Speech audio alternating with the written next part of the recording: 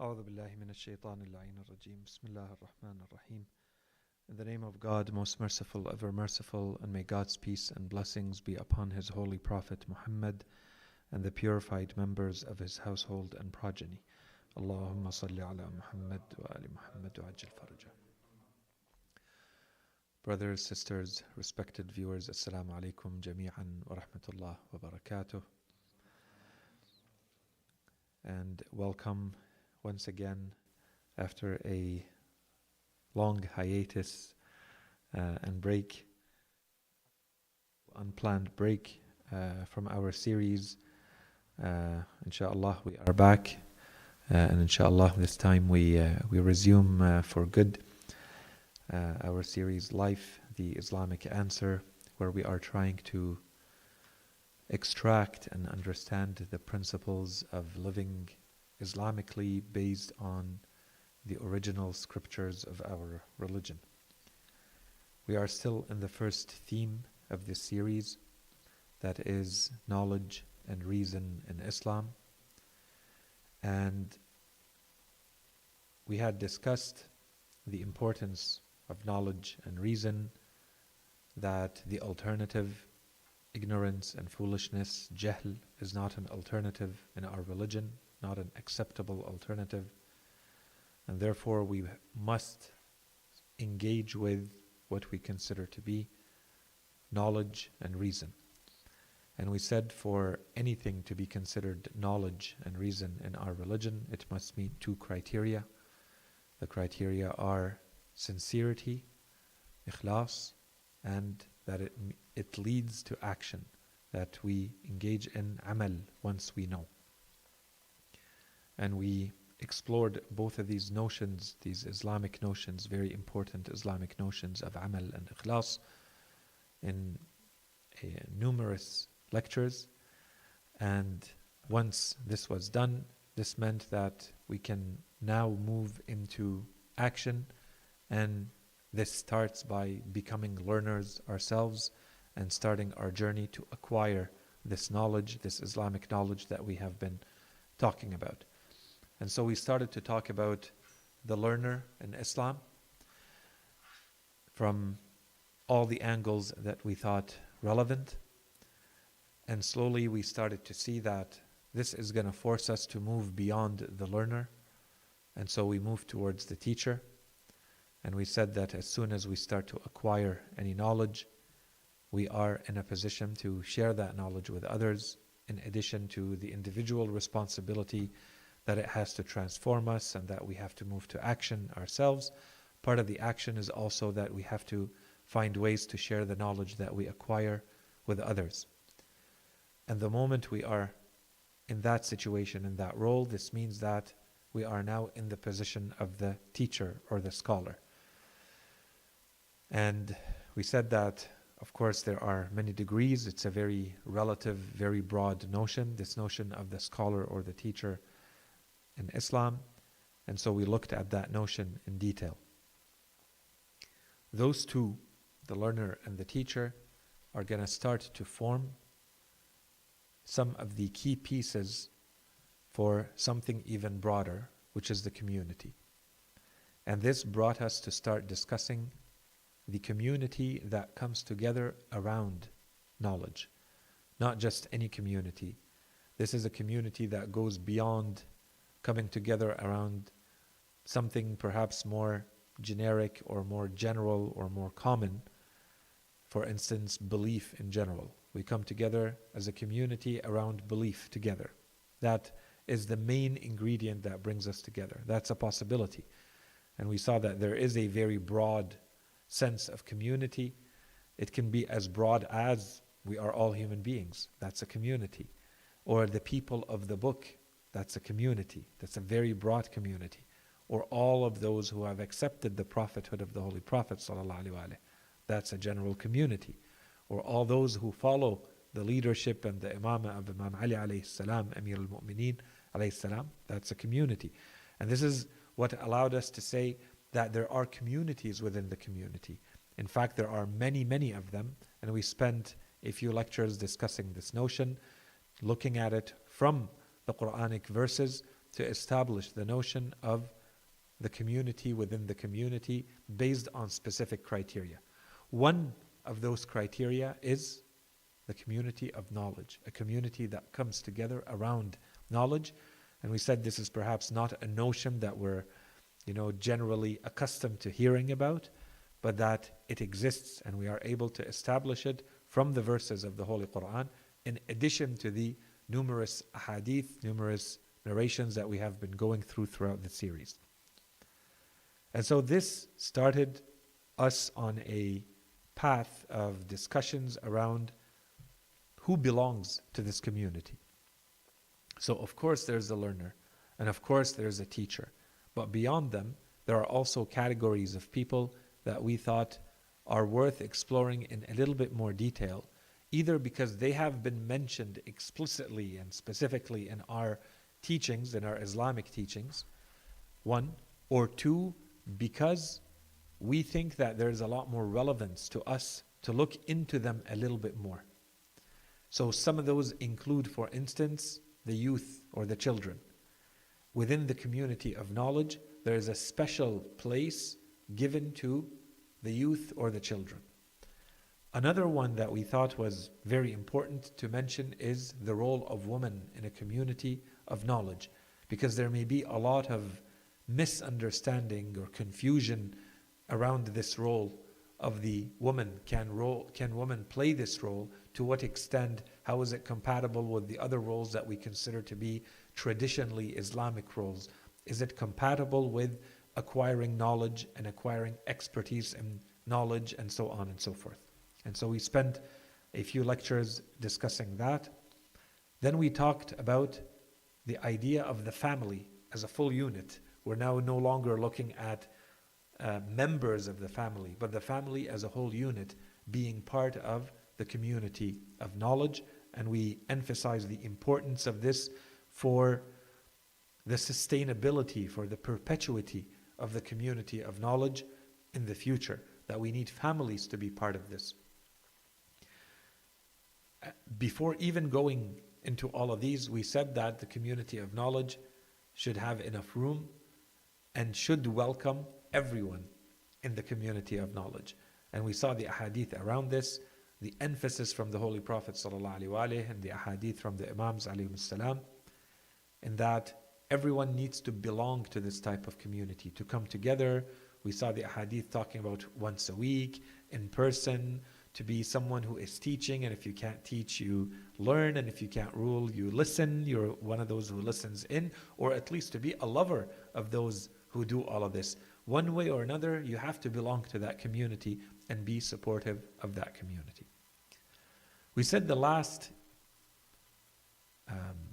role, or the last figure, or the last member of the community of knowledge that we wanted to look at, once again, we thought something very important to discuss, unfortunately not discussed enough in our contexts, in our communities ourselves, is the intellectual. And we started, and this is, I think, our fourth discussion, our fourth lecture, about the intellectual in the community of knowledge, in the Islamic community of knowledge. We explained that the majority of us today, when we look at our communities, the majority of us are not experts in religion. That puts us outside a traditional role of leadership in these types of communities. And our role does not seem to be very clear. If we are not the experts in religion, what is our role? We generally support informally. We may or may not want to support in whatever way we can, but can we look at it a little bit more closely, especially from the angle of the intellectual? And we said the intellectual is anyone who is ready to engage with Islam, with religion, with what is relevant to the community at an intellectual level. You don't need to have expertise, even though expertise might be very welcome, and your expertise might be completely outside of religion. Your expertise might be in economics, your expertise might be in medicine, your expertise might be somewhere else. It's an expertise outside of religion.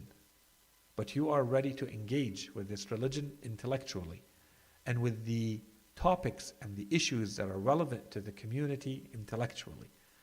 So this is our very broad definition of the intellectual. If we want to be a lot more precise, then we would define it a lot more. We don't have time to do that. This would require a much lengthier discussion, so we're keeping it general and we're keeping it broad because we want to extract some practical conclusions from this discussion that are relevant to us, inshallah.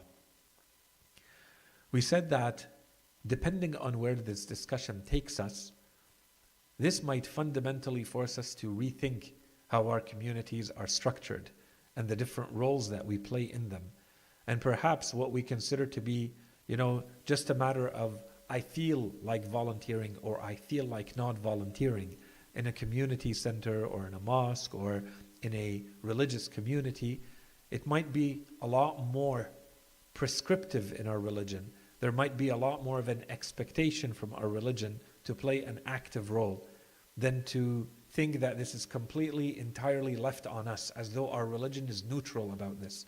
That if you feel like it, you can do it, but if you don't feel like it, it's fine that you don't participate, you don't contribute, you don't play leadership roles in these types of communities when you have something outside of the expertise, the religious expertise. You have something else to contribute.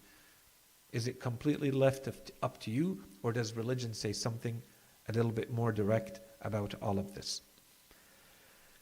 And so this forced us to start looking at the notion of the intellectual in society in general and to see how it may help us understand this discussion from the perspective of the Islamic community of knowledge. And we said before we focus on what Islam has said, we said that this is a topic that has not been directly addressed. If we look at Islamic texts, it is not addressed specifically in this way, explicitly. So it requires a little bit of field work, as we can call it, right? We need to go and explore and study and discuss, and we cannot claim that we have found the answer, the solution, black on white, given to us. We have to do the work for it and come up with a proposal or a recommendation that we may follow, that the community may want to adopt. This is really what we try to do in these types of situations, including the fact that this whole notion of the intellectual is entirely new. This is not something that existed. If you go back centuries ago, you wouldn't be able to ask in our Islamic community, who are the intellectuals? Today you can. Today you can look after the fact and say, we would put so-and-so people with so-and-so characteristics and traits, we would put them in this category that today we have created called the intellectual. At that time, that category didn't exist. And that's why this was not a real issue that people needed to discuss and think about and study and come up with answers to. What is the role of the intellectual? Because they had no intellectuals. They were not confronted to the same realities that we have today. And inshallah, this is going to become a lot more clear when we get to the discussion around what Muslim thinkers have said about this. So, this forced us to start looking at the notion of the intellectual. Where did it come from? And we saw that it did not come from the general context, the general background of Islam. It came from the West. It was in Europe initially that they were confronted with this notion of the intellectual initially. And so this forced us to go to that point in time and to start following the progression of this notion and what the West, meaning the main thinkers, the major thinkers in the West, had to say about this notion of the intellectual. And we saw that there were clear shifts and changes happening in society that were leading to the emergence of this notion. It did not exist before and now it exists. What happened? Why does it exist? Did someone just decide to create it? No. It was in reaction to very major transformations that took place in society that suddenly it forced people to look at the world in which they live in a very different way. Truth came from somewhere else now. Power was coming from somewhere else now. It used to be God and revelation and religion, and now it became the human being and reason and science, right? We said that that was a change in the West that forced a complete transformation in what we call the worldview. The worldview changed. Now we're living in a different world than we were before this revolution started. I mean, conceptually, a different world. So you're getting rid of the role of the church, you're getting rid of the role of the monarchy, and so on and so forth. And you're replacing them with human beings that people are choosing. They represent them, democracy. And instead of saying there's a prescribed law that is given to us from God, from above, we're going to come up with our own laws for ourselves. We're going to agree together on what those laws are going to be. We're going to enshrine them and accept them and pass them. There's going to be bills presented by people and others are going to accept them. This is a new order. And so there are people who can play key roles in all of this. Hence the emergence of the intellectual. This is where the intellectual starts to appear, in that kind of world. And so we started to follow the big major changes that started to take place in that world. And we saw very important milestones. We went through a number of them. The Industrial Revolution, the two world wars. We looked at all the way starting from the Enlightenment in Europe, coming all the way to the very digital economies and globalization of today's world. And we said that at each one of these instances, at each one of these milestones, there was very clearly an important role expected of the intellectual.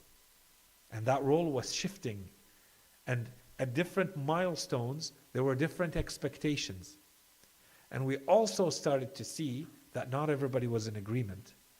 So while some thinkers were taking the intellectual in one place, they expected certain things from the intellectual to fit a certain model. Others wanted the intellectual to be something very different. We saw that very clearly throughout that progression. That's what happened in the West. And I'm not going to go back through everything that we said, the main milestones that we mentioned, and the details that we mentioned there. On the other side, we said the Islamic world was not immune to all of this. A lot of this was starting, all these major socio-economic, historical, other changes, even religious changes taking place in the West, were having very direct impacts on the Islamic world. To the point where it became crucially important in the Islamic world itself to start asking the same questions, and that's exactly what we saw. That in the Islamic world, they started to ask the questions about who is the intellectual and what is the role of the intellectual, what does the intellectual do, what is the intellectual actually doing, versus what is the intellectual supposed to be doing in this type of society. And when we looked at the milestones, we saw that they're different. And it's normal. Islam is coming with a very different baggage. Islam is coming with a very different background. At some point, it was considered to be the height of civilization. And then it started to collapse. And then it maintained itself. And then this brought it all the way to, at some point, the Ottoman Empire. And then the Ottoman Empire started to collapse. And this meant that in the Islamic world, you no longer all, as Muslims, all of you belong to one Islamic empire. Because now it's starting to collapse. And you have the Western, the European powers coming in, starting to colonize and expand their empire into yours.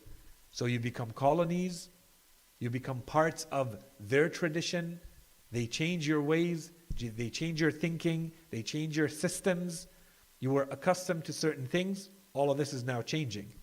The way laws are enshrined and applied in society, the languages that are used, the religion that is expected of everyone, the morality that derives out of that, the education systems, all of this started to change in the Islamic world after the collapse of the Ottoman Empire. And this started to force the Muslims to rethink what happened to us. What suddenly happened that we now find ourselves playing catch up?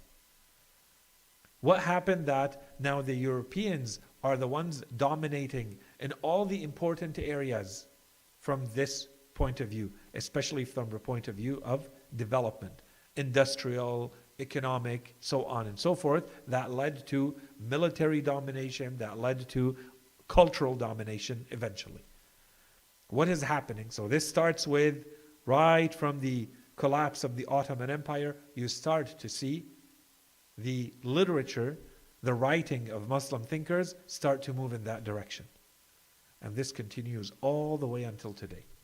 And there are events that perhaps were not the same. There were things that happening in the West that were not directly impacting the Islamic world, or not directly impacting it in the same way, leading to the same types of questions about who is the intellectual and what is their role, but they were still having impacts.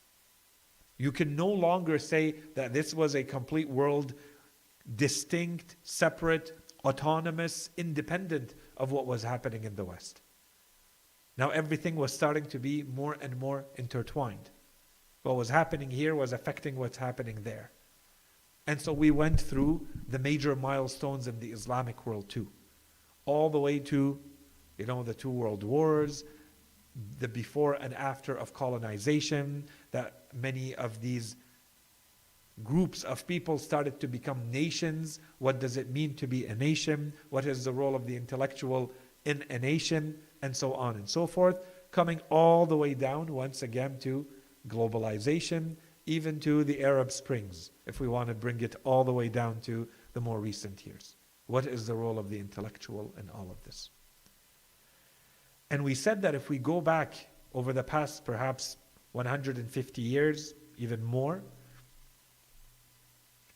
there are pretty much no major Islamic thinkers who have not addressed this issue, who have not written about it, who have not lectured about it. Some of them have written multiple volumes and multiple works on this.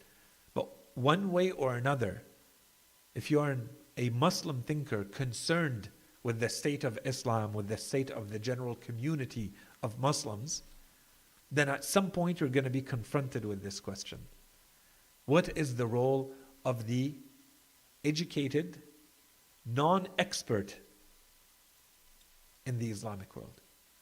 You're not an expert in religion, you're not an expert in Islam, but you have a background, you have an education. What is your role? Should you have a role? What does that look like? This is kind of the discussion that we had until now. And we said that there's a way to draw parallels between the milestones, between the progression that happened in the West and the progression that happened in the Islamic world. Up to here, things are more or less clear. Where it starts to get nebulous and a little bit less clear is for people like us. So now, you fast forward and you come to the past couple of generations where you have people from the Islamic world who leave the Islamic world for whatever reason, and they end up in the Western world. And now they are trying to create their own communities. And in that world, we cannot just look at them as belonging to Western society, because they come with an Islamic background and an Islamic heritage. And we cannot just look at them as being Muslims, because they are very much affected by the Western societies and the Western background in which they live. And now we are therefore forced to deal with a situation by keeping in mind that the West has its own history and heritage and tradition around this whole notion of the intellectual that has led, all of this has led to this point in time. And the Muslim Islamic world also has its own history and its own background and its own heritage, and it went through its own transformations and milestones, where today you would understand why a Muslim thinker in the Islamic world would be writing what they're writing. Because they are in that type of world, in that society, in an Islamic society that has gone through all of this. But for those, as communities, we're not talking about individuals, as communities, minority communities of Muslims living in the West, neither one of these two scenarios is going to apply fully. They are not entirely Westernized, and they are not entirely Islamic. They are a mix of this and that. They live in a Western reality, and they carry a lot of Islamic elements. From that angle, we have to confront the reality that this is a novel phenomenon. This is a new reality. What does it look like in this type of environment to ask this question? And our argument is that it's perhaps even more important to ask this question specifically in this type of environment. As important as it may be to ask it for Islamic societies living in the Islamic world, in the world that is dominantly Muslim, it is even more important to ask this question for those who are living in situations outside and away from the Muslim world. And they are still trying to be Islamic communities, and we add this characteristic of knowledge. Islamic communities of knowledge. This is our concern.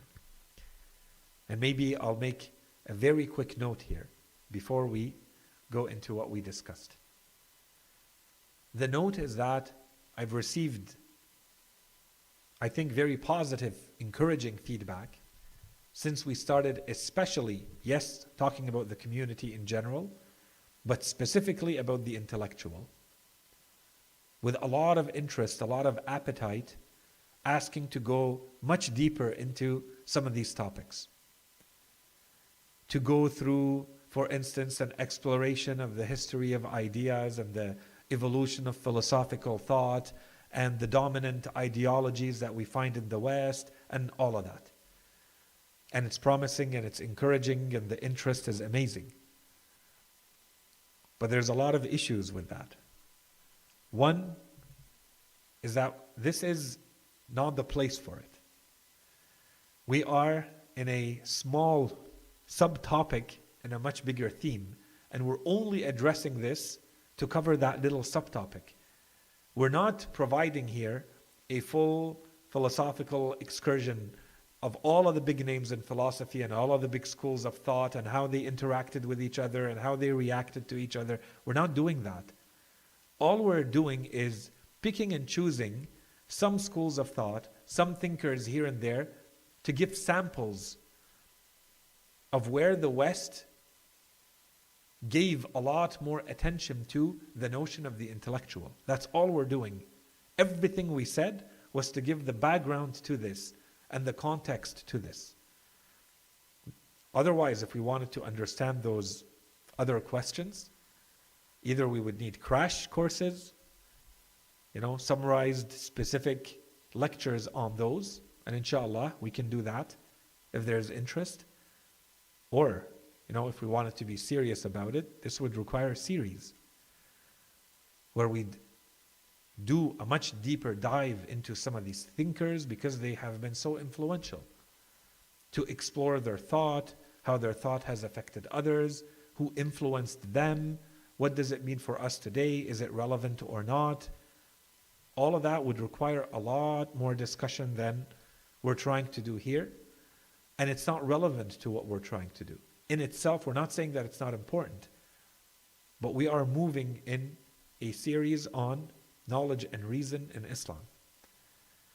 And within knowledge and reason in Islam, we said that one of the headings is the community of knowledge. We're only talking about the intellectual as part of the community of knowledge, as part of the general theme of knowledge and reason in Islam. And this is constantly creating the tension that we have been having since the beginning of the series.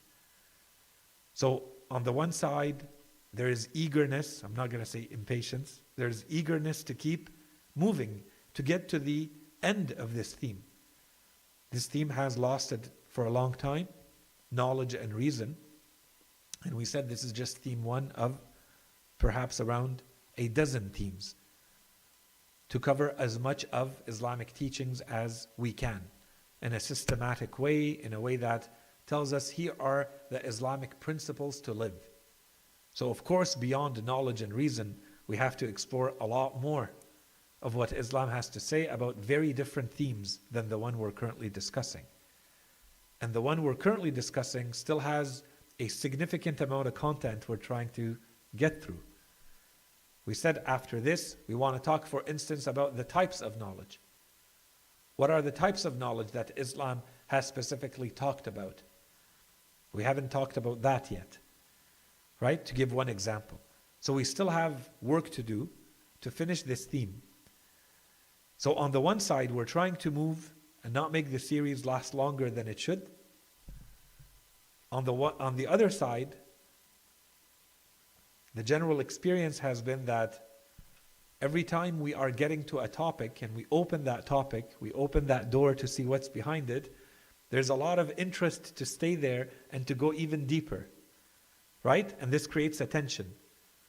Either we do deeper discussions, which take longer, or we do broader discussions, which means that we move faster, but we don't have enough time to go very deep. And we've been trying to balance both, right? It's impossible to cover everything, so we cover what we can and what we identify and select as being the most important, while being able to say we covered, we discussed and had a complete, fulsome discussion about the topic. We're not really leaving any of the major ideas and major points out, but we can't go any further without really taking away from the speed at which we're trying to move. Okay, so this, I simply wanted to address it, and this is something that inshallah we can discuss more in person to see if there are adjustments required to spend more time, less time on certain things, and maybe change how we have been moving forward or not. So where we left things off is that once we went through this full exploration on the Western side of the not only major milestones, and then the major milestones on the Islamic side, we started to look at a number of thinkers and what they had to say about the intellectual. And we were sampling. And we said when we look at all of this, it starts to look like it's overwhelming and all over the place.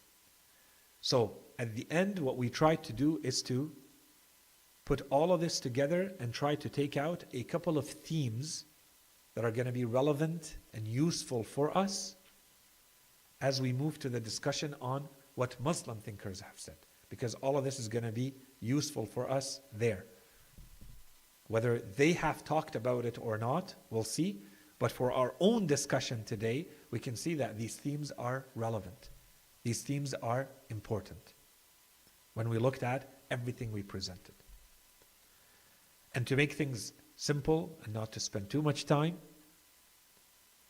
we focused on 3 themes. The first theme, and I believe that we are still in that first theme. We didn't have time to finish it last time. The first theme was power structures. So the 3 themes, if you want to remember them, we said from everything we looked at, the Western thinkers seem to have focused on 3 major themes when it comes to the role of the intellectual. First is the power structures in society and where the intellectual fits into those power structures. The second one had to do with critique and skepticism And today I'll talk a little bit more about that, inshallah. I'll try to finish them, but we'll see. And the third of these themes is the engagement of the intellectual. How engaged are they, or should they be, in what is happening in society? With this, if you understand these, you have a very good idea of all of the discussions around the intellectual. Okay? These are the major themes that come through when there's a discussion around the intellectual. And inshallah, you see that all three are very relevant for us. So the first one had to do with power structures. So very quickly, we said that there are two thinkers here that we looked at a little bit more closely. And I don't want to spend time too much on either one because I think we covered it. We spoke about Antonio Gramsci. And we said he is considered a Marxist or a neo-Marxist thinker, a thinker who took Marxist thought and added to it. He was politically engaged, very active, to the point where he was taken to jail. And he wrote his works in jail. And that's why his works are called the prison notebooks. Today, if you want to look for his works, I think he left over 30-some works. All of these are called the prison notebooks. In some of his works, he focused his attention on the intellectual. And I'm not going to go through the full discussion that we had. Inshallah, all of that is clear. But there are a couple of notions that became very important in his works, and many of those who have come since his writings. He was writing at the very early stages of the 1900s. They have reused a lot of his notions until today. And perhaps one of his most powerful notions is cultural hegemony. Hegemony is domination and control. How do the power structures impose their domination and control over society? And he explained that this is not done through brute force, through coercion. No one is being forced. The main way that this is done is through a soft power. This is done in a way that you want to follow. You want to do as you are told. You want to act in a certain way. You want to study this field. You want to work in that way. You want to do as you are required to do. Okay? So this was a very important notion in the way he looks at all of this. And of course, his main question then becomes, where does the intellectual fit into all of this? And at the end, he was saying mainly the intellectual, he was being, in a way we can say he was staying neutral. But he was saying the most important thing in all of this, being Marxist, is who is representing which class, which socio-economic class, and the interest of which class. So is the intellectual always representing the class from which they stem? So he was making a difference between the intellectuals who are part of the elites and the traditional intellectuals, the clergy and those who are the elites already. It's already the rich and the powerful who are sending their children to get educated, who come back and they form the intellectuals. It's that socioeconomic class. So of course what comes out of them is always going to protect the powers, so the economic system, the legal system, the education system, to ensure that those systems remain in place. And those who have the power keep the power and get more power, and those who don't have power don't gain access to that power, and so on and so forth. And what about those who are coming from outside of those classes? Well, here's their chance to represent the others. But in a lot of cases, they don't. They fall into the same pattern because of their education. Their education brings them into becoming part of that elite. Okay? This is what his discussion was saying, but he's giving you a lot of tools to start rethinking the role of the intellectual. What are they doing? Who do they represent? Who are they supposed to represent? And so on and so forth. What was interesting here, and this is the point that I'm trying to draw from this, is that regardless of what he's saying about all of this, if you look at his personal life, first of all, we have to say Gramsci was himself an intellectual. And as an intellectual, if we put all of his writings aside, his theories, his abstract notions aside, he was engaged. He was extremely engaged, means he was active. That he did not stay at the level of ideas.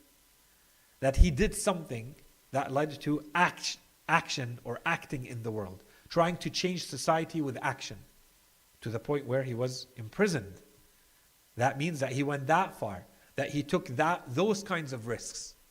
So today we would certainly say that as an intellectual, he was a very engaged intellectual, by opposition to others. This is a very important notion.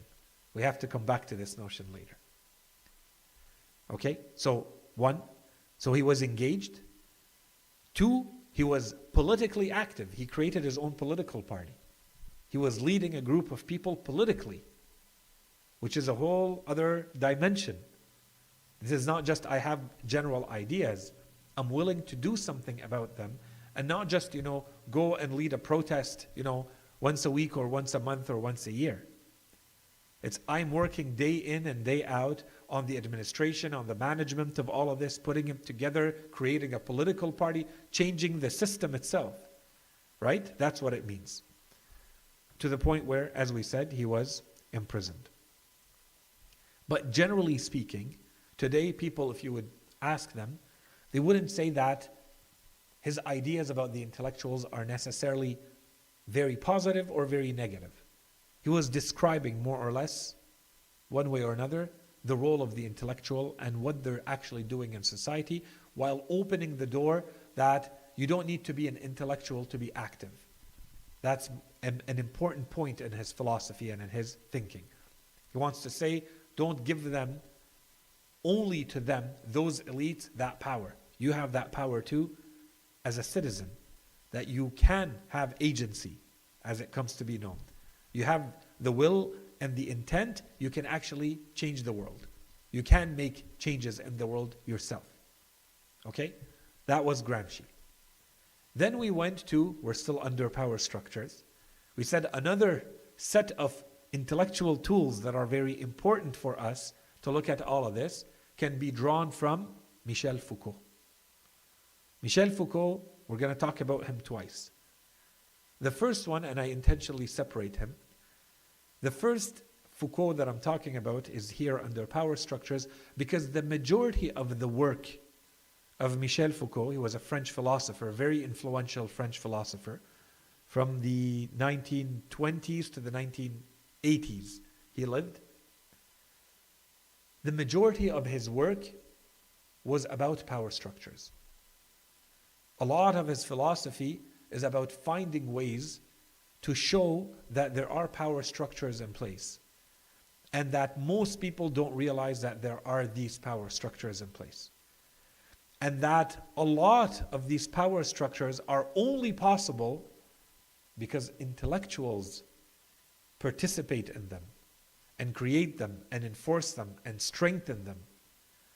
And so you have these power structures, and everybody else is just part of them, including the intellectuals. To the point where you think that you have this specialized knowledge, that you know more, that you have more tools, that you have more analysis, that you have more critique as an intellectual. He's saying, in fact, everything that you come up with, everything that is part of your output and your product as an intellectual is only the product of your background and the power structures that made you emerge and generated you. You're only a product of that system. You're nothing more. And he tries to do this by looking at different points in history. The human being is the same human being. So why are they thinking this way here and thinking this way there? The only difference is what happened in society. That type of society and context produced that type of thought. So in that type of thought, this is good and that is bad. You move a few centuries away, and suddenly that thing which was good here is now bad here. What changed? This is an intellectual and this is an intellectual. If it's a truth, they should both agree on it. And yet they're disagreeing on it. The difference, he says, is that they are simply the product of the background that produced them. The social context, the power structures that produce what we called the episteme, the general way that people think. And this applies to everyone, fine, but we're concerned with the intellectual. This applies to the intellectual as well. As an intellectual, you're not immune to this. The way you think and the way you write and the truth that you're presenting to the world is in fact nothing more than the product of the context that is producing you. Right? And so we said that this is the point that we're trying to get out from Foucault. So inshallah, none of this is new. We talked about all of this. This is just a very quick recap. Right? And so he spoke about, for instance, what is science? What determines what is science at a specific point in time? Questions as fundamental as those. What is philosophy? It depends on the context. If you look at different points in history, you'll see that the notion of science changed. Today we take it for granted. This is science. Very clearly, there is no two people will disagree. We all recognize science when we see it. Go back a few centuries ago, you'll see that that wasn't the case. What you're calling science today was not science then. And what they called science, you don't agree that this is science. Which means that there are fundamental ideas that have completely changed. Why? Did someone just sit and decide out of the blue, I'm going to change the way we think about this? No. This is the natural output of the people being produced by a system, by a certain worldview, by a certain way of understanding reality and the world that you live in. And so from all of this, he started to focus, or we focused in his works a little bit more on the idea of how all of this is produced. And you need the intellectuals to produce all of this. You need the language to produce the notions that are used by people who spend a lot of time understanding these notions, talking about these notions, writing about these notions, teaching in these notions, the intellectuals. And so the intellectuals are participants in all of this. They're not special, they're not immune, they're not protected. In fact, so all of this we can call it this episteme, we can call it the discourse, the general discourse at a given point in time. And he says, in the way he writes, he says that the intellectuals are simply functionaries. A functionary today we would say is a public servant, right? You're someone who works for, you're employed, you're an employer of, you're an employee of an employer. You're a functionary. You perform a function that is given to you. That's it. You're not really there to think. You're there to do and execute as you are being told. They are functionaries of discourse. There's a discourse in place, and they are functionaries of that discourse. They execute. They put it out. They make people understand it. They make people live by it. But they're not special in any other way. And he says this about the intellectuals. So when we look at this, and the type of knowledge that these people are going to create, he says that intellectuals produce knowledge that is always going to conform to the rules, to the norms that even the power structures that produce them. So they perpetuate the same system. And this becomes very important if we want to understand the role of the intellectual. So here, this is what Foucault is saying in general about the notion of the intellectual. He's not telling us really anything about what should the intellectual do. He doesn't really talk about a lot of that. Today, if you pick up some of the books of Foucault, he does talk about the intellectual. But those books were published after he died. They were taken from lectures that he delivered and courses that he delivered, either his notes or transcripts of his lectures, and those were turned into books. And so this is the second Foucault that I will talk about in a second. But the first Foucault was focused on power structures, but he was describing the role of the intellectual in the power structure. And generally, I think we would all agree, there's nothing special, he's saying, about the intellectual. In fact, he's like everybody else, stuck in that type of system, forced to think in a certain way, simply the product of the system that created him or her. So a couple of notes here. The first one is that, and we mentioned this, Foucault is politically active as well. And today we would say on a lot of issues, not everything, but some issues, Foucault was an engaged intellectual. So keep that in mind. 1. 2 is more of a critical position. Because by the way, we're not presenting any of this, inshallah, this part is clear. We're not presenting any of this to say that any of this is right. We're trying to understand what some of the more influential thinkers in the West had to say about the intellectual. We're not saying any of this is right. There might be portions of this that are useful for us, that we can draw on, take them as tools to be used for our own purposes. We're not saying that this is true, this is correct, this is to be taken as is and applied. We're not saying any of that. Okay, inshallah, this part is clear. Not Gramsci, not Marx, not any of them, right? Foucault, and so on and so forth. But the critical position to this is that this is where you see that they go a little bit too far.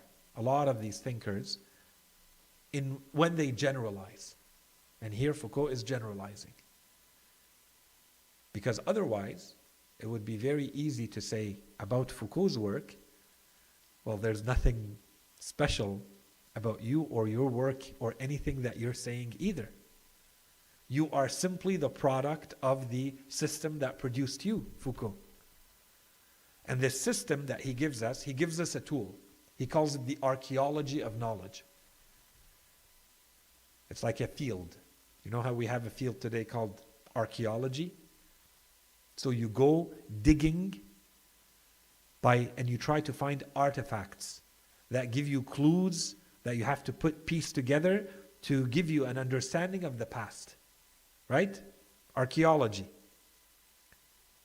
He created or tried to create and propose a new field of study called the archaeology of knowledge. He says, I go, and he teaches us how he does it by giving us specific examples. We talked about that a little bit. So he can take, for instance, the medical field. You know, what does it mean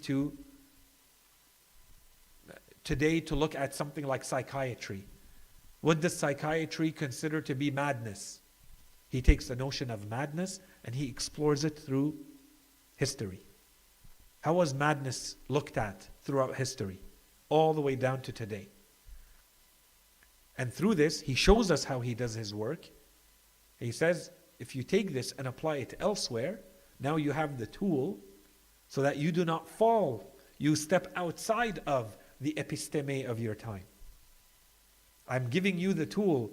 I'm giving you the system. I'm giving you the field of study that will open the door, and you are no longer going to be the product of the system that generates you.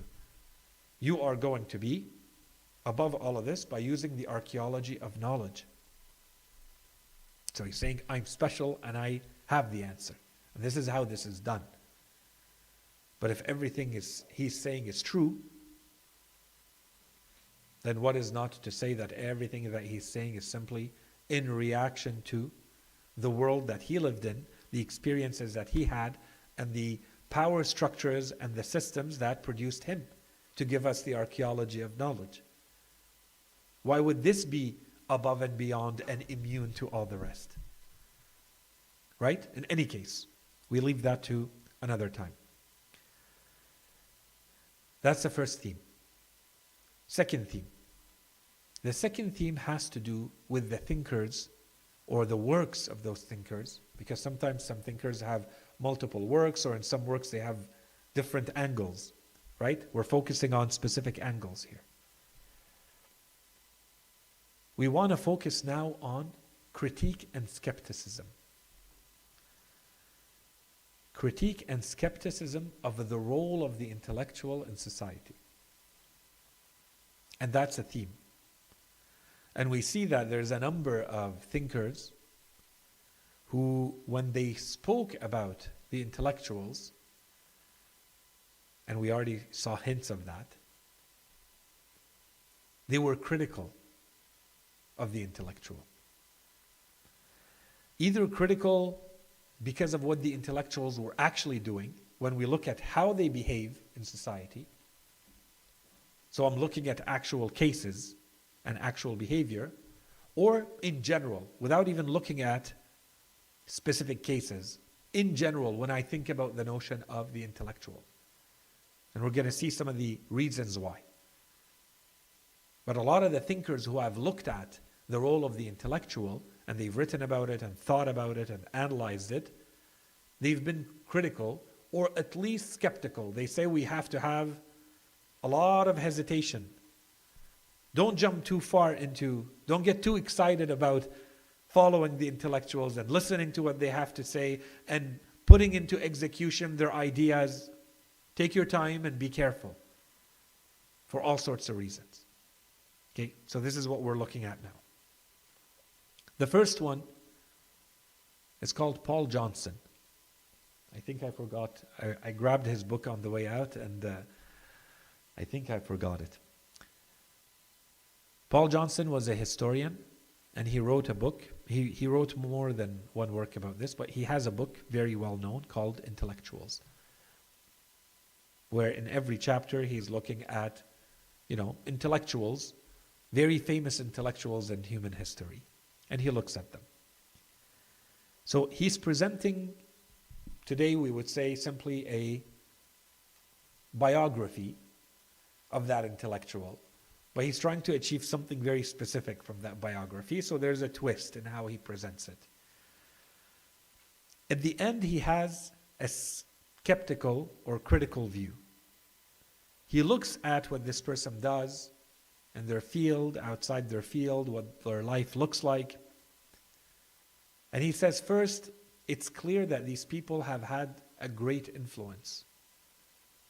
So one way to understand why intellectuals are important and worth our time is that if you compare someone who falls in this category with someone else, you'll see that they have a lot more influence. They affect a lot more people. They change the world a lot more than the typical human being. They do have a lot more influence. We have to give that to them. 1. 2, and this is the line that I think summarizes everything. He says, intellectuals are brilliant and magnetic. So there's 2 traits here. Both of them are very important. They're brilliant, so there is an intellectual capacity that they have. They are brilliant, and they are magnetic. Whether it's because of their brilliance or other reasons, they attract people to them. They attract people to their ideas, which makes them influential. Which means that people are interested in what they have to say, how they think, what they write, and then go and do, or live their lives based on what the intellectual is saying or doing or telling others how to live by or live like. So, but there's a second half to that line. He says intellectuals are brilliant and magnetic, but also contradictory and dangerous. He says if we look closely, we see that all of these great figures and intellectuals, they in fact contradict themselves all the time. We just seem to focus on certain things and not others. But if we would look at everything, and this is what he does in their biographies, we would look at specific things, we'll see that they're full of contradictions. Even in those things that they're famous for, we see that they contradict themselves in them. But from the outside, not knowing or not caring about those other things, we tend to focus on one aspect, one dimension, and make it a lot more influential, and they are dangerous. They can lead to disastrous results. those intellectuals, because of their brilliance and because they are so magnetic, they are also dangerous. So he says they often lead to dangerous and, in fact, destructive outcomes. Because they have a lot more influence. When the typical human being makes a mistake, their reach in the world is very limited. The mistake is going to impact them. It might impact a few people around them. When this intellectual makes a mistake, it might impact hundreds, thousands, millions of people. And so this is what he tries to show. Because there are too many examples to list.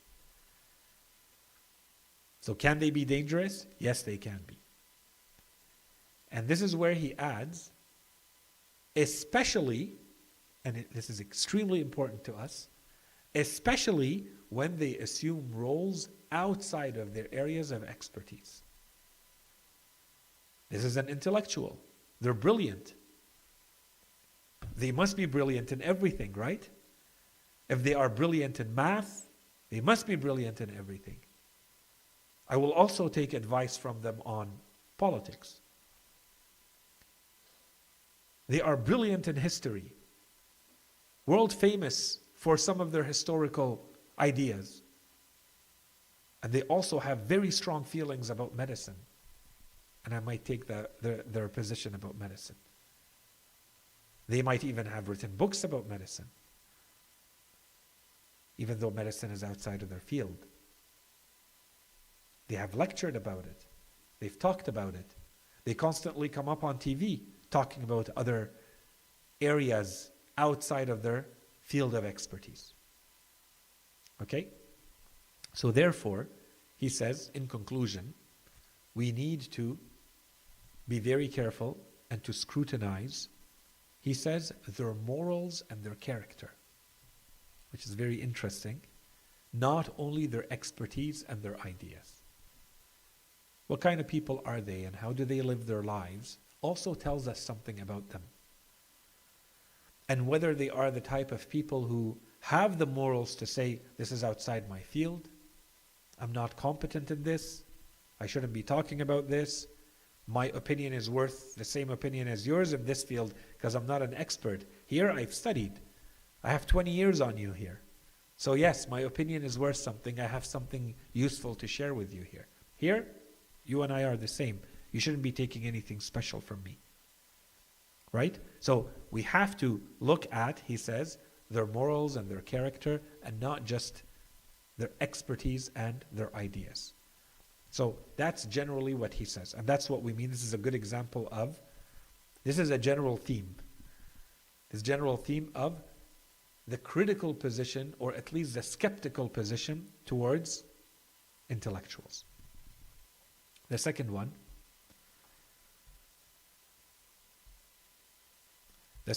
is, I'm just looking at the time to see what we can cover.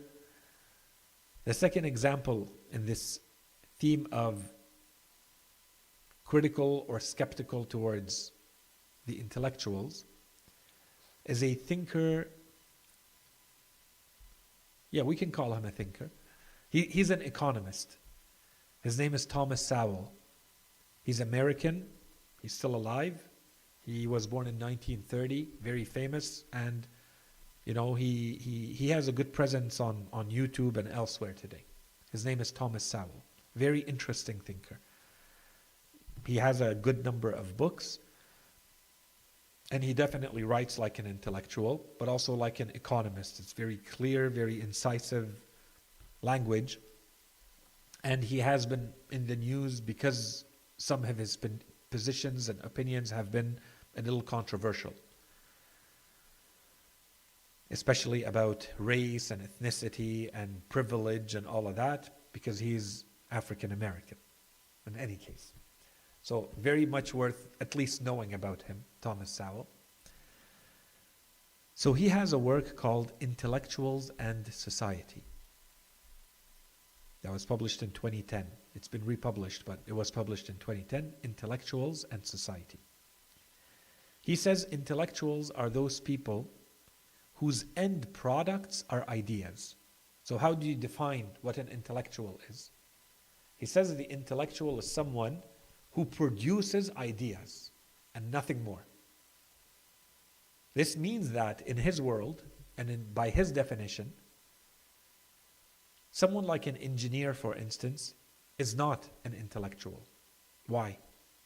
Because let's say this is a civil engineer. He says a civil engineer, what they produce in the world is, for instance, a building. And the building can have, and this is the point he's trying to make, the building can have real impact and consequences in the world. For instance, it could collapse or not. It's something tangible. Right? This is very different than someone who only produces an idea. Something that stays at the level of ideas. And this is going to become a lot clearer a little bit later. He says that intellectuals are part of the elites, just like those who are very rich and those who hold political power and others. They are part of the elites, and they consider themselves to have been, he uses this term, and I'll come back to it. He has a full book on it. I'm talking about one book, but he has another book about this. He says they have been anointed. An anointment is when you're being recognized. It's a ritual to recognize you as part of a select group of people. You've been anointed, promoted selectively into a group of people. Intellectuals have been anointed. They are endowed with superior intellect than the masses, and they are special. That's not the issue. The issue is they think this of themselves very much, and they exaggerate this. In what way? One, they shape public opinion and policy. And I'll come back to this point of policy and public opinion, because this is really his focus. He's concerned with policy and policy making and running a country. Okay? So they shape public opinion and policy without bearing the responsibility or the consequences of their ideas. The intellectual may have an idea, a theory. They write a book about it. They go on tour and they give lectures about this. People listen to it. The world changes because of this. A new policy has come in place to match this expert's, this intellectual's ideas. And it flops completely, was completely wrong. It goes in the wrong way. He says this is going to generate wealth in society, and it leads to economic collapse in a community. Is anyone going to come back to this intellectual and say, these are the consequences of your ideas, therefore? No, there is no therefore. There are no consequences to the intellectual. That's why he says they do not bear the consequences of their ideas. And they live in the world of ideas. They don't produce anything tangible. People turn what they say into tangible things. But they do not produce anything tangible. And they seem not to be responsible for those ideas. 1. 2, critical of disconnect between, he is critical of the disconnect between ideas and real world consequences. So that he says there's an isolation from the practical outcomes. There's no accountability. If it goes well, he might say, oh, it went well because of me. If it doesn't go well, no one is going to come back and say, but this was your idea. Which is, of course, maybe a little bit of an exaggeration. Because usually there are some consequences. Even in the world of ideas, this person does lose status. And people will say, but this was a mistake. It's not the same level. It's not practical in the same way. True. So he might be going a little bit too far here, but this is the general idea. And then, he says they are experts. They are specialists. But their area of specialization is usually extremely narrow. They might know a lot, and not even everything, but they may know a lot about a tiny thing. But that tiny thing is usually incomplete. That's not even the full phenomenon to be known, to have a full opinion on. For instance, economy. No one's an expert in economy. You're an expert in aspects of it, cases of it, dimensions of it, not everything in economy. And yet, you present yourself to the world, or the world accepts you as an expert in all of it. Or things like, like understanding, for instance, the workings of a plane. There are people, and this is where he goes into the real world consequences, their knowledge of it is a lot more comprehensive than yours, but you're the intellectual, and they are the ones who understand how it works at the practical level, in the real world. He knows what happens when the wheel comes out or doesn't come out as the plane is landing. He uses that example. Because in this case, it's going to crash or not crash. Okay? And so, he says, because of the narrow and specialized knowledge, they are not qualified to influence public opinion if they have not demonstrated expertise in those areas. We all have to agree that you have shown to have expertise in an area before you share your opinions about what should be done in that area. He calls it verbal virtuosity. Someone who is able to speak very well and use language very well in a very convincing way. To be an intellectual, of course, you should be able to do that. And of course, you're going to be a lot more convincing than someone else. Someone else who might have very valid, very important knowledge, but yours will always come before because of everything else and because you are able to use language in a much more convincing way. With further reaching consequences in society. And this does not always mean that this is because you have evidence and logic on your side. If you do, great, that's what we need. But it doesn't mean that you necessarily have it. You can use language to compensate for lack of evidence. There are people who can be very convincing, even though there's no evidence at all that they're presenting. They're using flawed logic. That's why you study fallacies. Sophisms, as they call them, in critical thinking, in philosophy. They say that these are fallacies or sophisms. You're using language to show that you are very convincing, that your argument makes sense, that this is the absolute truth, when in reality it's full of mistakes and shortcomings. But if you know how to use language and you add a bit of charisma and you know how to present it, it's very convincing.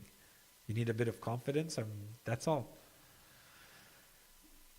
Disproportionate influence on public opinion. And so we give them all the power. They deserve a tiny bit that matches their expertise. But we give them a whole lot more, which means that they can influence a lot more. And that's exactly what ends up happening. And so his focus is, now he goes case after case of economic collapse and crises and catastrophes and wrong decisions and policies and laws and projects that all fail because we relied on experts who are not really experts in those opinions, but they shared those opinions and things happened because of it, and there were no real consequences to the experts. The experts moved on to be experts in other fields and with more ideas and with more books and with more lectures and so on and so forth. But there were real life consequences to other people. There are people who lost their homes and who lost millions and who lost, projects, and the intellectual moves on, right? So he says, must therefore be grounded in solid empirical data and evidence, not abstract theories. And so he's very critical of people like Bertrand Russell, like Noam Chomsky. When asked, about them, he'll say, what do you think about Noam Chomsky's writings as a linguist? He'll say he's a genius. Politics, he calls it pure or complete absurdity. It's not his field. He should stay in linguistics. He's a linguist. He should stay in linguistics. He has nothing to say, no place to talk about politics at all. Of course, Chomsky would completely disagree, but we're explaining what Thomas Sowell says. Okay, and so I think the way he presents all of this, it's a little extreme. He goes a little bit too far in the way that he presents it, because it becomes very reductionist. It's not entirely true that there's absolutely no accountability. He might be looking at accountability from a specific angle, but in the world of ideas, that's not the angle that matters. In the world of ideas, there's a status that is gained or lost. When your idea makes sense, more people accept it. When it becomes proven, people accept you more. You gain more status because of that. And if that idea doesn't make sense or doesn't go anywhere, it's not influential. This is what matters in that world. As opposed to, for instance, whether the building stands or not in the material world. This has its own criteria, that has its own criteria. That's one. Secondly, he seems to present in a lot of ways his ideas as though it is not possible for someone to have expertise in more than one field. So let's say, just as an example, Chomsky has now written, let's say, 50 or more books on politics. At what point do you say that this person is now an expert? When they've been doing this for, let's say, 50 years. Can you simply say that because they didn't study 4 years in university, that this was entirely and completely irrelevant, and he's incompetent, and he has no expertise? Or is there maybe another agenda? What if this expert in other fields, for instance Chomsky, to take him as an example, let's say Chomsky has absolutely no competence, and we can't establish his competence outside of his linguistics, let's say in politics. But what if those ideas that he's presenting in politics completely match the ideas of those you do consider to be experts?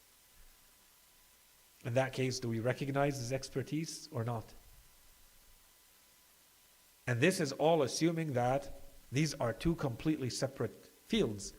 Otherwise, the truth is, the way Chomsky came into politics, if you look at his trajectory, to take one example, but just to say like things are not always so black and white. Chomsky made his name with manufacturing consent, right? So it became a documentary, it was a book, it became a documentary, and the idea that you are able to get consent, to get the approval of your citizenry, of your citizens, through the way that you present the truth to them. So this is the whole truth, but you never show them the whole truth. You decide to hide some parts, and you bring your attention to certain parts, and through that, you get them to see what you want them to see and not to see the rest. And of course, they're going to be very happy with you and how you are managing and how you are running the state. Right? This is what he does. This is what Chomsky did. So, in manufacturing consent, if you haven't seen it, you should go watch it. Right? And you see the work that he does. The work that he does is based on linguistics and communication. He's showing how communication, how language is used to manufacture consent, to get the approval of your citizens because of the way you use language. Is he in his field or not? As a linguist, as an expert in communication, he's still within his field. He's simply applying his field to someone else's field. Today, he's applying it to politics. Tomorrow, he might apply it to engineering. It doesn't matter. He's still within his field. He might be able to say very relevant things in his field, even though he doesn't have a degree that says he studied political science. For instance, just to take an example and reduce it and simplify it. Okay? So, I think, regardless and nonetheless, what he is saying is still extremely interesting and very relevant to us. Because Thomas Sowell is talking about this idea that there are those who only think. So let's take away names and take away specific instances.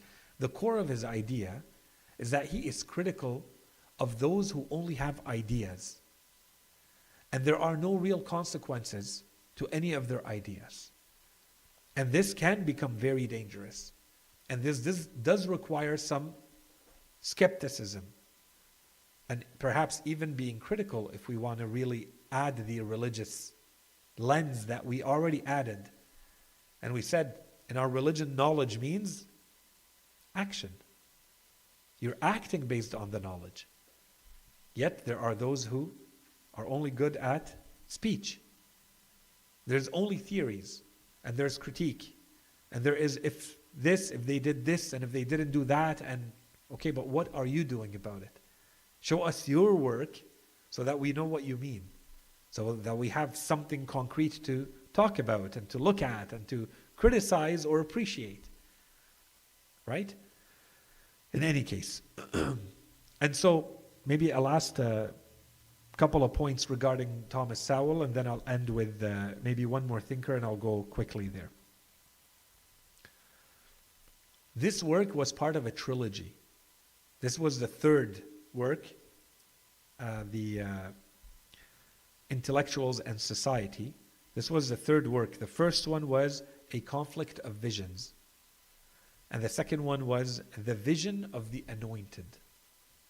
So I mentioned the anointed at the beginning. He says the intellectuals are those who have been anointed. You've been recognized and selected and promoted into the elites. You're special. The previous book was The Vision of the Anointed.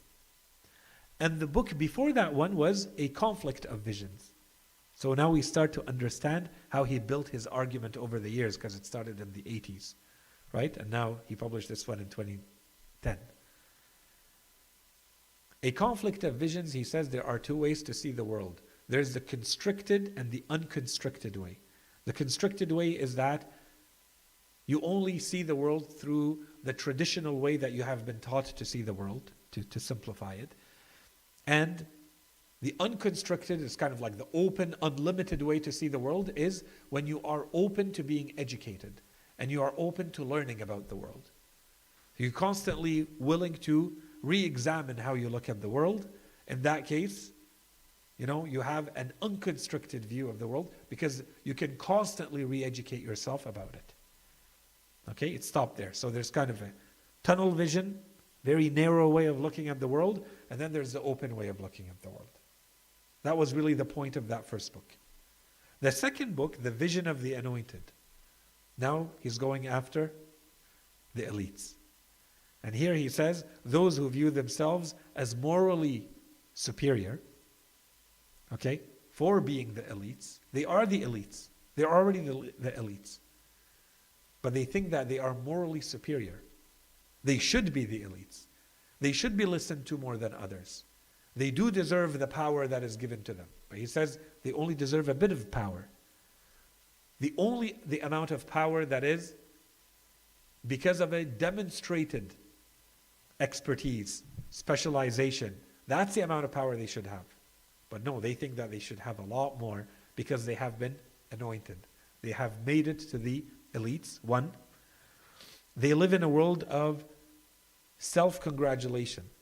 It's all based on their beliefs and their confidence in themselves, as opposed to the real outcomes of their ideas and everything that they have been given under their influence. That's two. And three, this is a point that he always makes, the unanointed have the real practical knowledge. Those who are outside of those elites are generally those who have the real practical knowledge. They are the ones going through the cases. They are the ones who are going through the reality. And yet we still continue to give the power and the recognition to those who are more in the elites, who are usually detached from the reality of what is happening, the actual cases, the specific instances.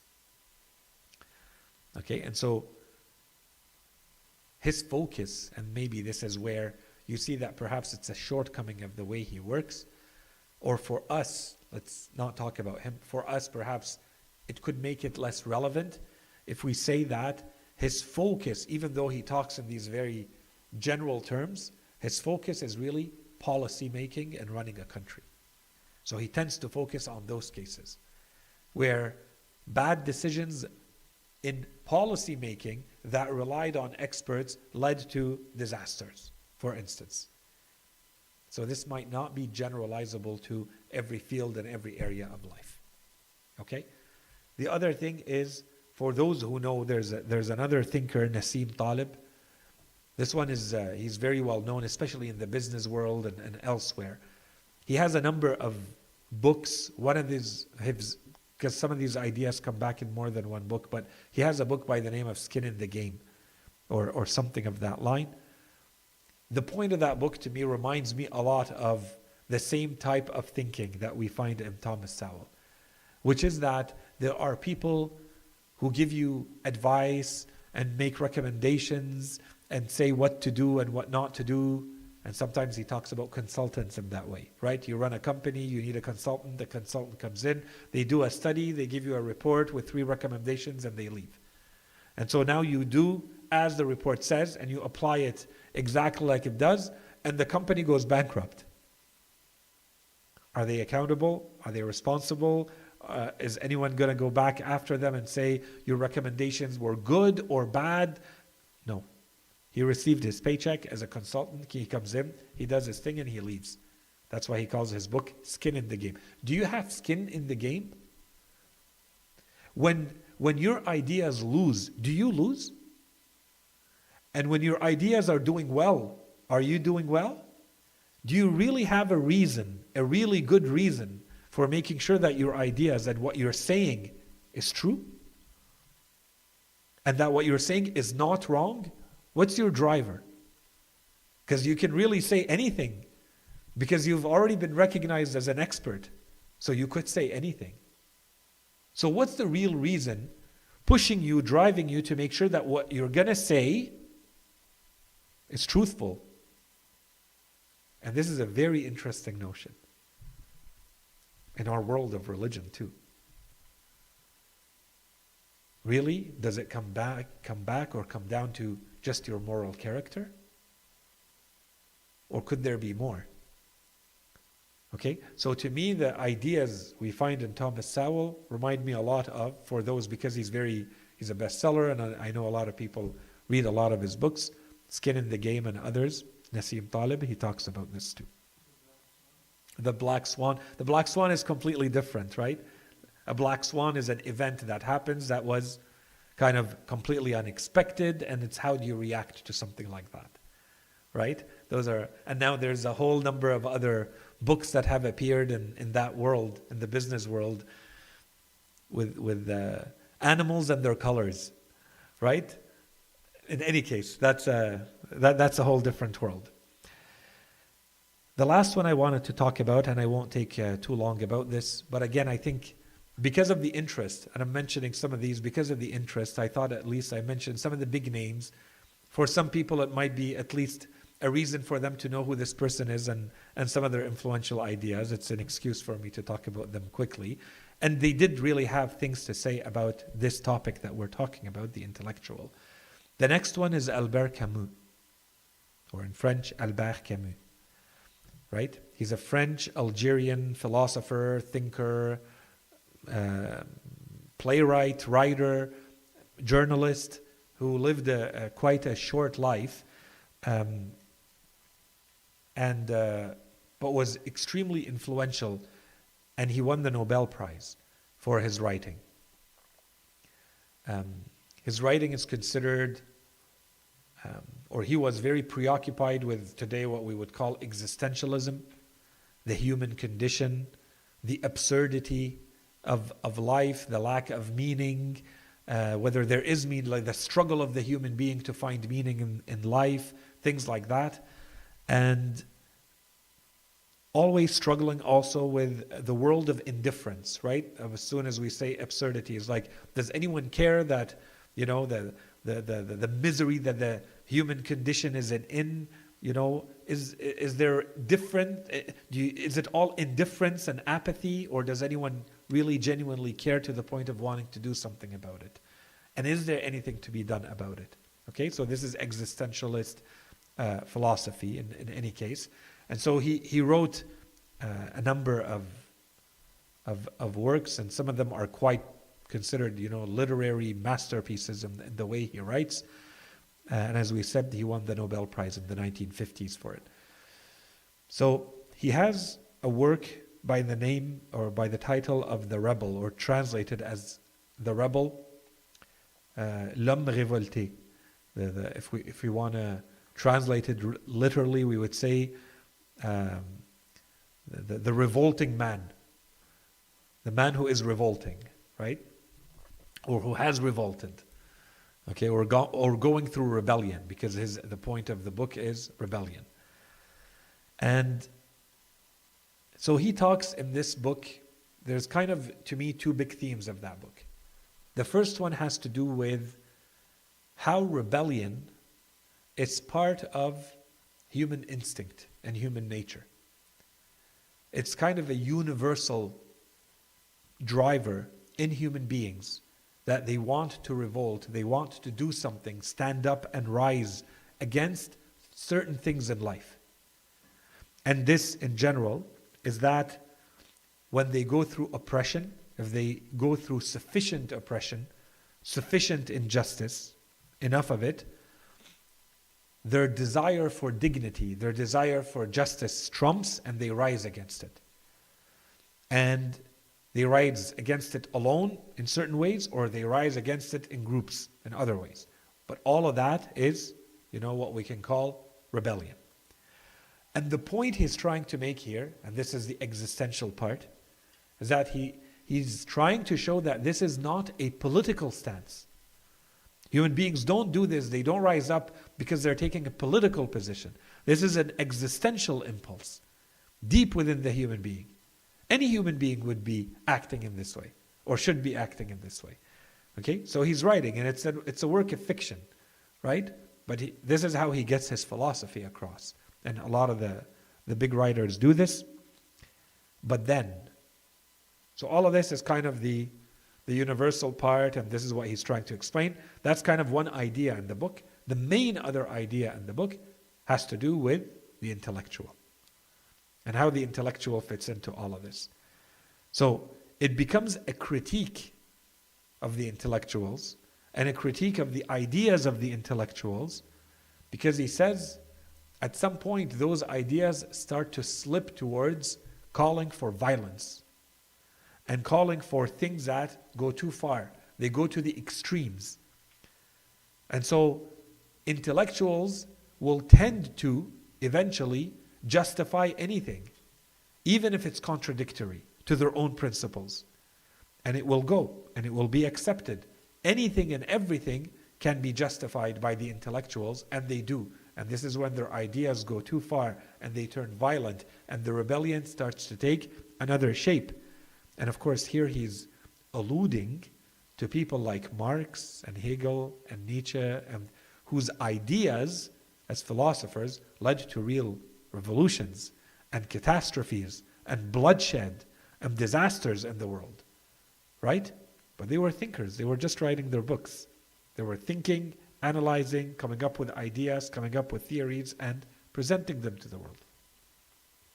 So what he's trying to do is to say that the rebellion is really good. It is something that matches and is aligned with human nature, but it should always remain within the constraints of what is in moderation and what respects human life. That's really the point that he's trying to get at, as opposed to, and this is his point because that's his lived experience, the rebellion slipping into totalitarianism, authoritarianism, tyranny. And then this is when something that was supposed to be good and coming from a good place within the human being starts to turn into something that should have been against its own principles. The reasons why you stood up in the first place was to get rid of something that you are now helping to create yourself. Okay, so you betray your own principles and ideas. And so he says, in short, the major thinkers are elites who are able to influence people, who have a lot of ability to make people change their minds and to rise and to do certain things, to the point where those people start to disconnect from their true humanity.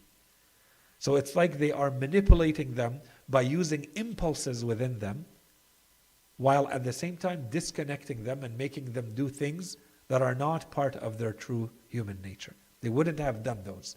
And that's why those elites, those intellectuals are in fact very dangerous, right? Because their ideas can turn into all of this. So he says intellectuals are therefore dangerous and they cannot be followed blindly. That's kind of the second theme of this work specifically. So again, I think I'm drawing you a parallel to show you how a lot of those who have looked at the role of the intellectual, we might think, not knowing, going in about the thought, our assumption might be that intellectuals are amazing, we should have more of them, intellectuals are to be respected and followed, and their ideas should be studied and implemented. But there's a lot of cases where those who have given special attention to intellectuals have in fact been very critical of intellectuals. And they have said that a lot of the horrendous, horrific things of the world, the disasters and the mistakes and the crises, are in fact the result of intellectuals for all these reasons that we just mentioned.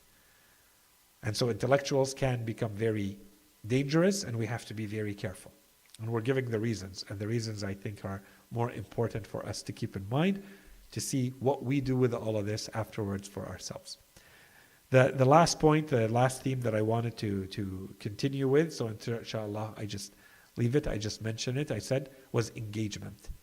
And so this is the idea that to what extent should the intellectual be an engaged intellectual versus staying away from action? And what have these thinkers who have looked at this question said about it? Do they say the intellectual should be engaged? And we have already seen examples of engagement. What does engagement look like? Or not engaged? And we'll see that there's both. And what are the arguments of each? And we already know perhaps why. Some say do not be engaged, but there's even more, inshallah, we will look at it. But as we said, so now we're looking at kind of putting everything we said from the West, we're taking everything that we can to say there's three major themes that come out when we look at what has been said about intellectuals. The first one has to do with their involvement in power structures. The second one has to do with whether we should be open with open arms, completely following them, or more critical and skeptical of intellectuals. And the third one, inshallah, to come is to what extent should the intellectuals be engaged in real world, in society, or should they stay in their field and in their area, in their dimension of thought and ideas, and that's it? Or do we want them to be more engaged, as in taking action, being more activist, being more present and participating in society in all sorts of various ways? Let's stop here. وصلى الله على سيدنا محمد وعلى آله الطيبين الطاهرين. اللهم صل على محمد وعلى محمد. I actually didn't look at the time when I started, so I don't know when I started and for how long I've been going, so I apologize if it's been way too long, and I think it has been. But I'm trying to wrap up the topic, inshallah, so that we don't spend too much time in this one and we move on to the next. Any questions, concerns, comments about any of this? تفضل.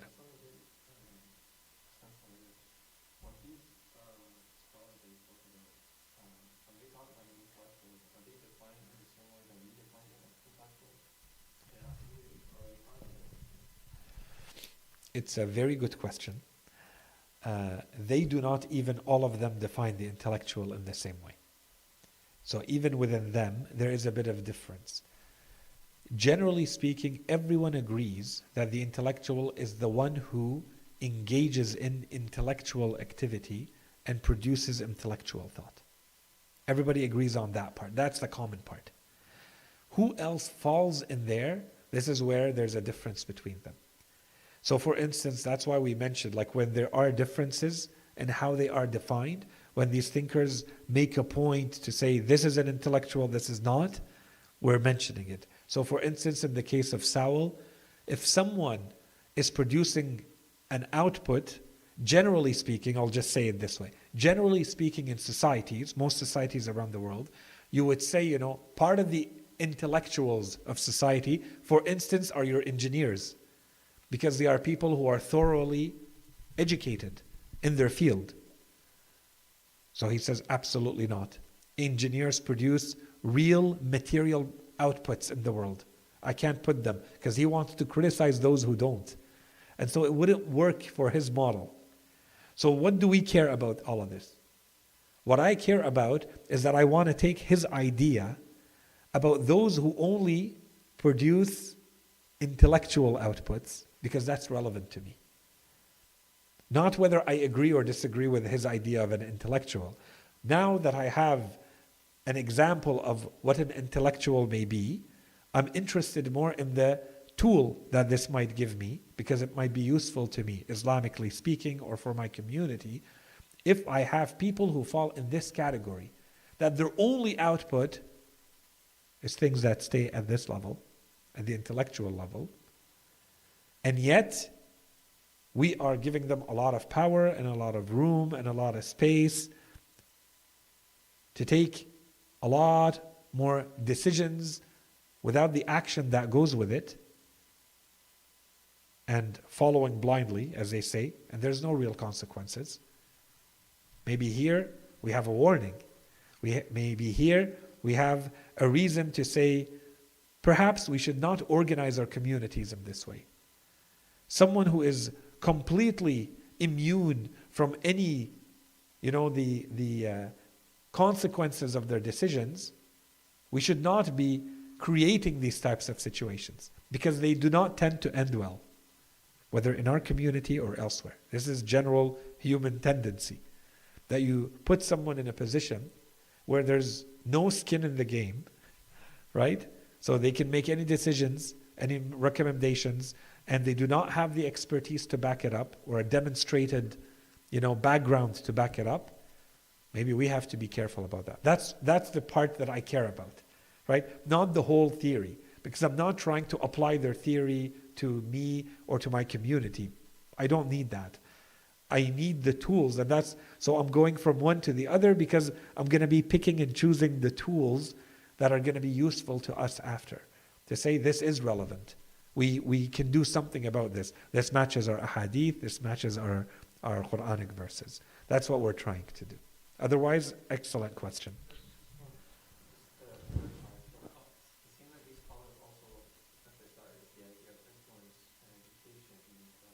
Yes.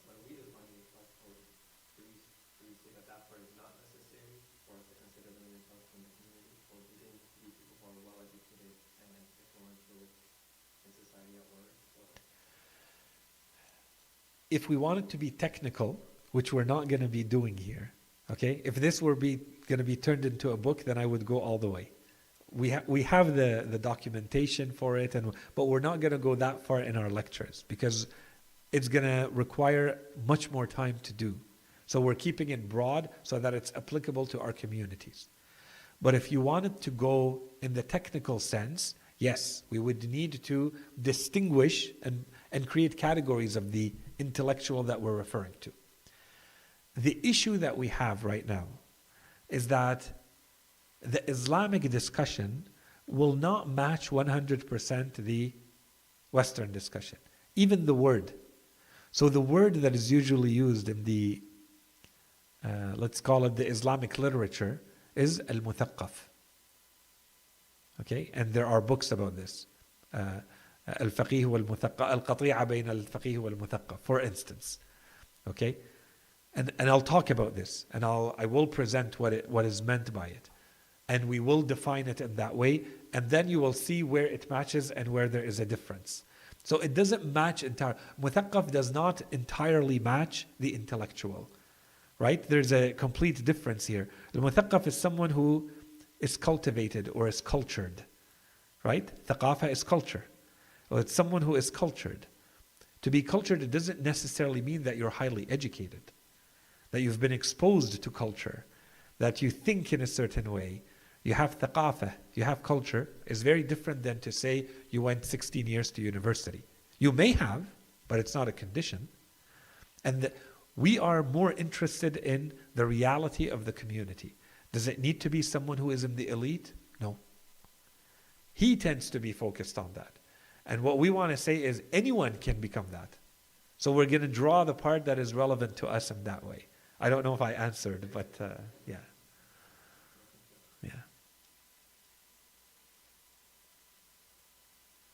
وصلى الله على سيدنا محمد وعلى آله الطيبين الطاهرين.